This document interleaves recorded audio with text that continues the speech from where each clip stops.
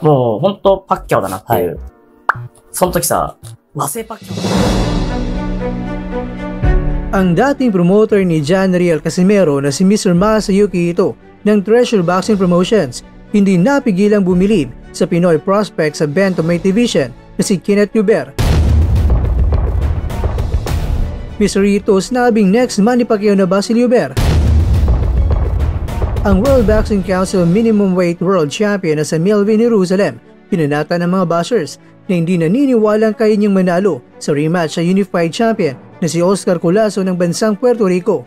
Ito po galing mga kwentong balitang ibabagi ko sa inyo. Kaya tara, kwento na!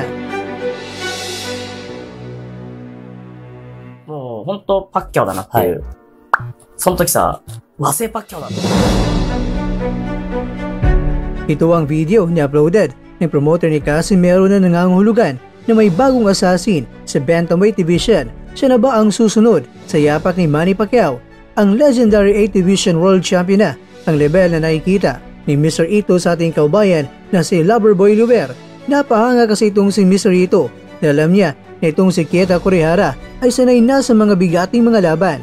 Masasabi nating medyo veterano na, pero sa bagitong Loverboy ng Pinas ay round 1 lang ang tinagal niya. Kaya sino ba ang hindi mabibigla na dayo man ang Pinoy sa Japan? Pero 2 mahapon na ang tinapos sa round 1. Siguro ang iniisip ni Mr. Ito ngayon ay kabilang si Hubert sa mga round 1 gapang at gulong boy ng mga boksingerong mga Pinoy. Siguro naman mga kwento ay alam nyo na ang tinutukoy ko kung sino sila, kaya hindi ko na pangangalanan pa.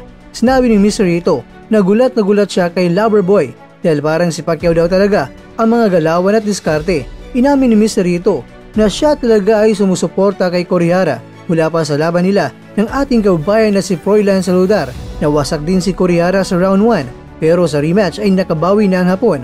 Kakaiba rin kasi ang Hapon na si Kurihara at maraming mga Pinoy ang humanga rito dahil may nakalaban siya dati na Pinoy na sa tingin niya siya ay talo. Kaya kinuha niya ang mikropono at sinabi niya na alam niyang talo siya sa laban.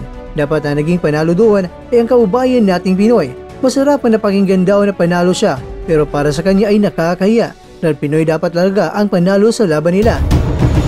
Ang mas kinabibiliban ni Mr. Ito kay Hubert ay nasa kanya ang bilis na atake rin tulad kay Pacman na kayang hilamusan ng kalaban. Kaya ayun nga, tinawag na bagong assassin si Hubert sa bantamweight division at hindi basta-basta ang gusto ni Hubert. Ang target niya na makalaban ay ang world champion na si Junto Nakatani.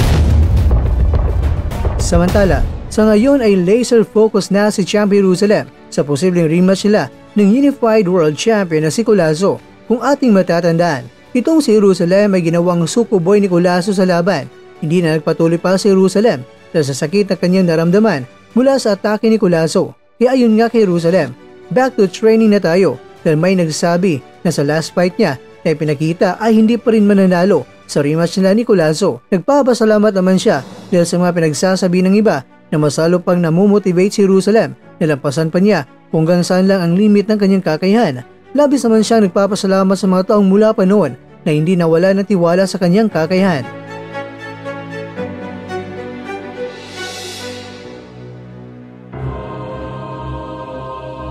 Mga kwento, kaya na bang magabawi ni Jerusalem kay Colazo?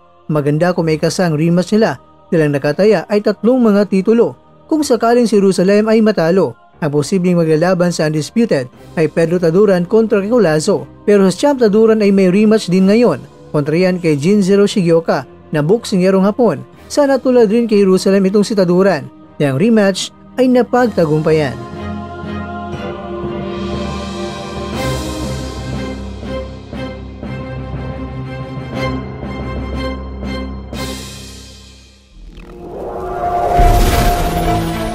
At dyan, nagtatapos ang ating kwento.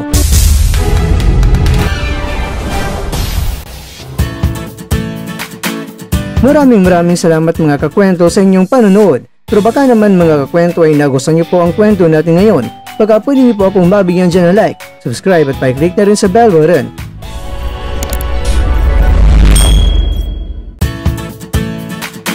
Pero bago tayo tatapos mga kwento, syempre, shoutout po muna tayo dyan sa ating mga kakwento.